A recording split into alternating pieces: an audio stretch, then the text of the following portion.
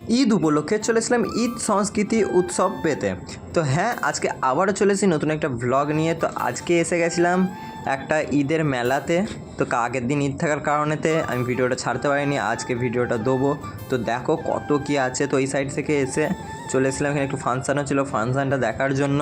তো আমরা এসেছিলাম 3 বন্ধু মিলে। তো আমি এখন এখানে আছে, আমার বন্ধু আরেকজন হচ্ছে এই যে এও আমার সাথে এসেছিলো আজকে। আর একজন আছে আমার সাথেই, সে একটু ওইদিকে গেছিলো, সেজন্য এখনও করেনি, মানে আমার সাথে ছিল না। এই যে এসে গেছে। তো এখন আমরা এই 3 জন মিলে ঘুরছিলাম মেলা। তো এই মেলাতেই এখন ঘুরছি।